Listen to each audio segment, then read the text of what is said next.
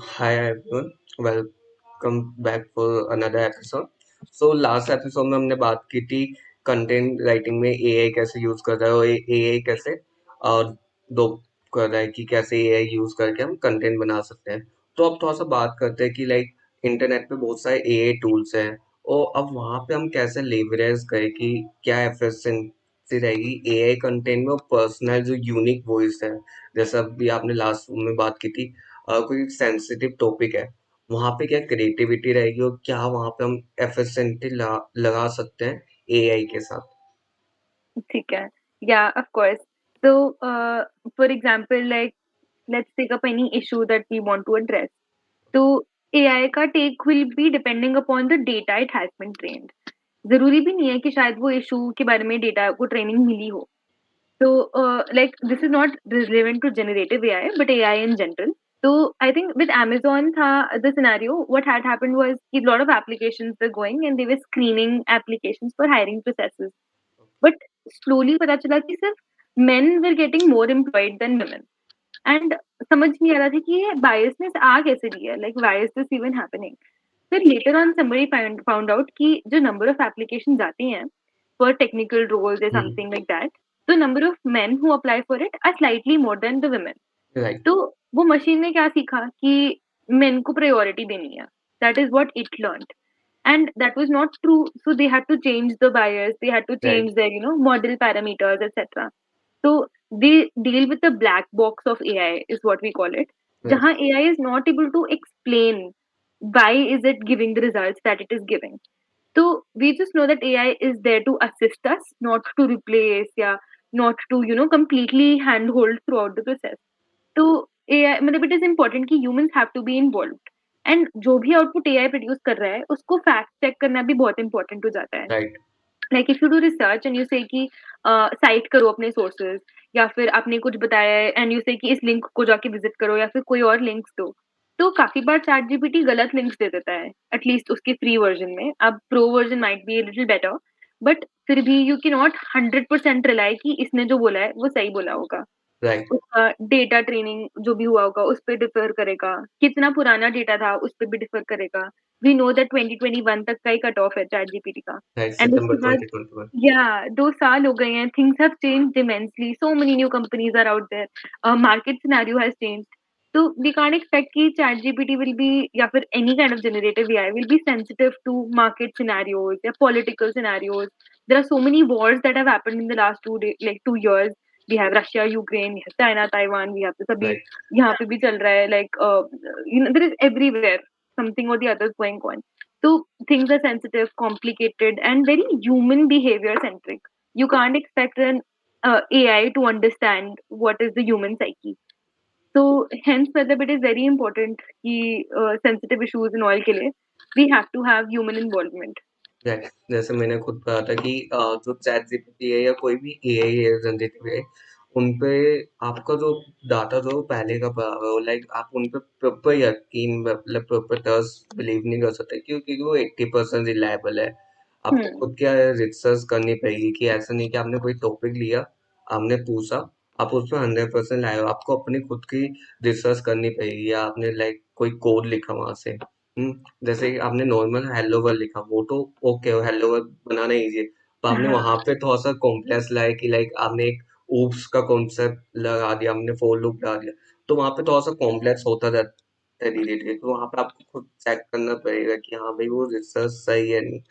तो जैसे भी आपने बताया कि वहाँ पे काफ़ी सारे बैरियर्स हैं। तो एज़ अ कंटेंट क्रिएटर जैसे आजकल के एआई में जैसे कॉपी एआई हो गया या और भी एआई है जहाँ पे grammar style checking tools inbuilt आ रहे हैं। तो वहाँ पे जो राइटर के लिए वो एक इम्प्रूवमेंट है या ओवरऑल लाइक क्वालिटी के लिए उनके लिए इम्प्रूवमेंट भी है पर वहाँ पे वो डिसएडवांटेज है। वो आपके हिसाब से क्या है वो एडवांटेज है या डिसएडवांटेज है? True. Okay, this is a very, I think, controversial answer वैसे तो, but ठीक है. I think there are pros and cons both to it. Right Pros, तो of course, it's like, for example, somebody is coming from a completely Hindi medium school, but उसने कैसे तो English medium college करा है, and he is very insightful, बहुत knowledge है, and he becomes a professor later on. अब उसको lectures deliver करनी है या emails exchange करनी है, notes तैयार करनी है, all of that, and he knows कि उसकी audience is a very English audience, and वो पर वो है मतलब वो सोचता हिंदी में बट इंग्लिश में फ्रेम नहीं कर पा रहा है। ओके, तो फॉर देयर इज नो कमी नहीं है नॉलेज की, बस बोलना नहीं आ रहा। तो इस सिनेरियोज में these platforms are very helpful कि आप टाइप आउट कर दो, आपको जैसी भी इंग्लिश आ रही है वैसे में टाइप आउट कर दो, बोल दो कि इसको रिफाइन कर दो या लैंग्वेज चेंज कर दो, ग्रामर ठीक कर दो। तो your motive over here was not to communicate good English, your motive was to put forward your thoughts to a bigger right, audience. So that is a major advantage for a lot of people. And कोई और भी like you go to Japan, you've learned Japanese, but आपको नहीं communicate करना आ रहा उनके साथ, तो you would अब आप पूरा तो Japanese नहीं ना सीखोगे सही से बात राइट, करने के लिए। AI works great here. But at the same time, for people who are into like, let's say, reporting, yeah, literature, journalism, all of these, they are supposed to have a good English. They're supposed to know grammar, spellings ठीक होने चाहिए, because their work is going to get published in newspapers, yeah, the big places, and they have to right, go for talks, they have to go for conferences.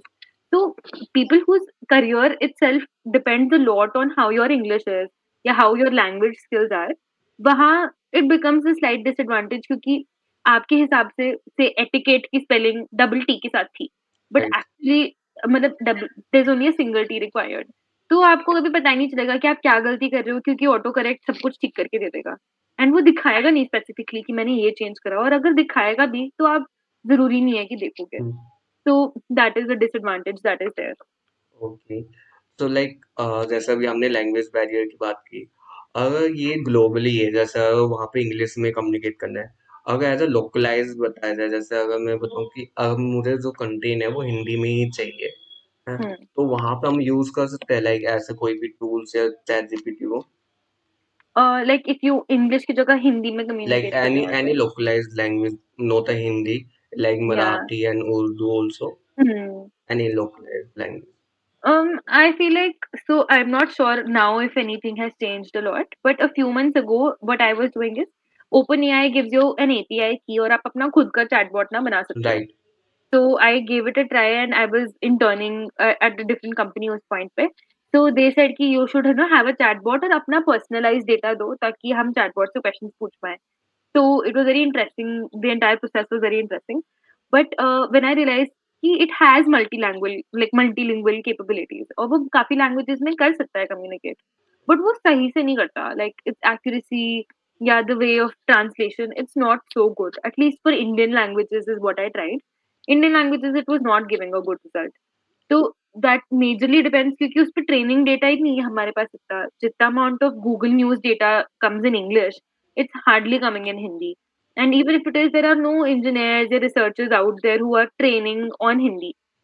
तो मतलब नहीं हो पाता है, like you can not use it yet I feel for a lot of your communication purposes. But it's becoming better, and like I think pro versions या some startups which only focus on one localized language, कि अगर कोई बोलता है कि India में startup कर रहे हैं और सिर्फ हिंदी ट्रांसलेशन और हिंदी में होगा पूरा, तो शायद उनका अच्छा काम करता है because they will know how to tackle these problems.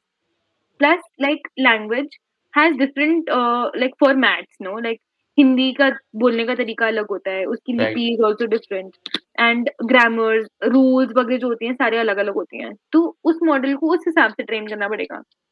Urdu and all, they have a, I think, सीधा नहीं लिखते, there is a backward way of Right. writing, like all of these things, जब तक वो मॉडल को समझाओगे नहीं, like you have to really break it down for the model to understand, क्योंकि at the end of the day it's a machine ना। Right. हम ही perfect, like I myself can't speak शुद्ध perfect Hindi, मेरा English ही निकलता है।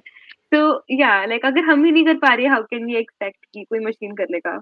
So basically मतलब हमें यहाँ पे अगर उन्हें ट्रेन करना है तो हमें prepare as a training data set चाहिए होगा, जैसे हमें जैसे इंग्लिश में आपने गूगल न्यूज़ का दिया, तो ऐसे हमें और भी लोकलाइज उन्हें ट्रेन करना पड़ेगा।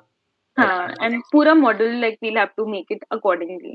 ओके, तो कोई आपके पास ऐसा एग्जांपल है जो मतलब एआई इम्प्रूव के लिए या एफिशिएंट टेक्निकल राइटिंग या कंटेंट राइटिंग के लिए बाय द ऑटोमेटिक, कि लाइक कोई कंटेंट लिख रहा है, अगर उसे लाइक वीक में 2 दिन या 3 दिन वो कंटेंट राइटिंग या टेक्निकल राइटिंग करता है, तो वो कैसे अपना टास्क ऑटोमेट कर सकता है using the AI, Automate as in like how to post it, yeah, automate as in like how to write it.